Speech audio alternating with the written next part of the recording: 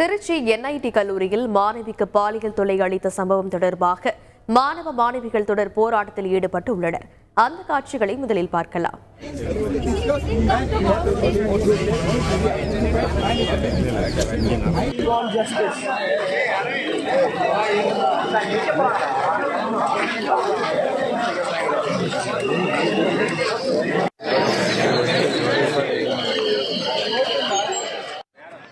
இது பற்றிய கூடுதல் விவரங்களை செய்தியாளர் தினேஷ் விவரிக்க கேட்கலாம். வணக்கம் தினேஷ், கூடுதல் விவரம். வணக்கம். திருச்சி திருவரம்பூர் அருகே என்ஐடி என்று சொல்லக்கூடிய தேசிய தொழில்நுட்ப கல்லூரி மனிதவள மேம்பாட்டுத்துறை அமைச்சகத்தின் கட்டுப்பாட்டின் கீழ் செயல்பட்டு வருகிறது. இந்த கல்லூரியில் பார்த்தோமேயானால் தமிழகம் மட்டுமல்லாது நாடு முழுவதும் பல்வேறு மாநிலங்களைச் சேர்ந்த மாணவிகள், வெளிநாட்டைச் சேர்ந்த மாணவர்கள் இங்கு தொழிற்கல்வி மற்றும் ஆராய்ச்சி கல்வி பயின்று வருகின்றனர். இந்த நிலையில இங்க கல்லூரி வளாகத்தில் விடுதி செயல்படுகிறது. அங்கேயே மாணவர்கள் தங்கி இங்க கல்வி கற்று வருகின்றனர். இந்த நிலையில் நேற்று மாலை இந்த கல்லூரி விடுதியில மின்சாரம் மற்றும் வைஃபை சரி செய்வதற்காக எலக்ட்ரீஷியன், அதாவது கதிரேசன் என்பவர் ஒரு ஒப்பந்த தொழிலாளர் உள்ளே சென்று பழுது செய்யும் பணியை மேற்கொண்டுள்ளார்.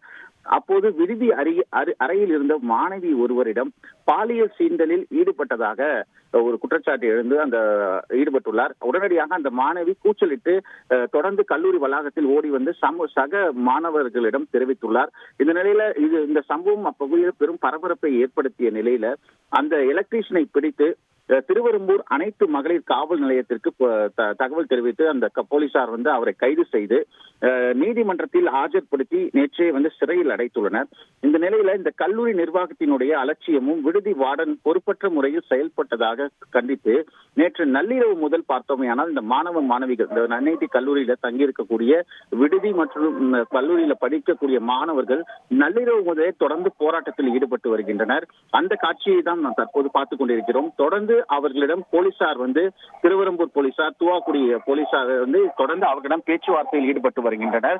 இந்த போராட்டத்தில் ஒரு கல்லூரி நிர்வாகம் கடுமையான ஒரு பாதுகாப்பு வசதிகளை மேற்கொள்ள வேண்டும். நிர்வாகத்தினுடைய அலட்சியத்தின் காரணமாகவே இது போன்ற ஒரு சம்பவமானது நடைபெற்றுள்ளது. இது போன்று இனி நடக்கக்கூடாது என்று அவர்கள் கோரிக்கையை வைத்து தொடர்ந்து கல்லூரி வளாகத்திற்குள்ளேயே இந்த மாணவர்கள் போராட்டத்தில் ஈடுபட்டு வருவதால் அப்பகுதி முழுவதும் ஒரு பரபரப்பான சூழல் ஏற்பட்டு வருகிறது.